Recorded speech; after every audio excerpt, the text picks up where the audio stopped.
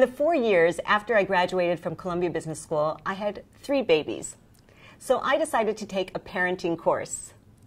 One day the instructor came over to me and said, "Ora, you look a little bored."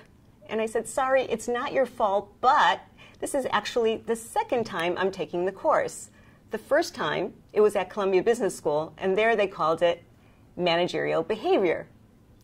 From what I could see, the fundamentals of managing people at work or raising kids at home seemed exactly the same. To test my hypothesis, I invited my friend, parenting educator, and author of 52 Weeks of Parenting Wisdom, Meg Akabas. Meg, what's the #1 mistake we make as parents? In other words, where do we screw up? We set low expectations for our children and for ourselves. So it's difficult for parents to be disciplined about parenting. For example, when we're talking about sibling relationships, our kids might be calling each other names, hitting each other, treating each other terribly, and we let it slide. That might be because we don't think we can expect any more from them, or maybe it just seems too daunting to try to do something about it. Okay, so we set low expectations. What do we do to set high expectations? So there's 2 parts to that. The first is to have a vision about how you want to parent. I call it parenting with intention.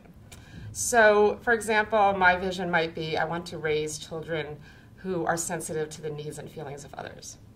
The second part is to have very clear, specific instructions for expectations for your kids in specific situations with your children. So, for example, we're taking a trip to Grandma's house. We might say to our child, "I want you, when you get to Grandma's house, to ask her how her trip was, ask her how she's feeling, tell her about your school play, ask her if she wants to play a game of cards, and see if you can help her in the kitchen when she's getting ready for dinner." Often we tell people about what they shouldn't do instead of what they should do. Right. Set high expectations. What else can we do to be great parents? It's really important to model the behavior that we want from our children.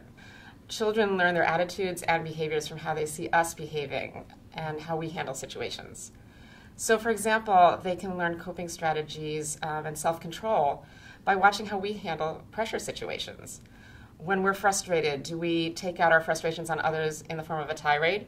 Or do you model calming strategies like taking a deep breath and counting to 10? Right. Thank you, Meg.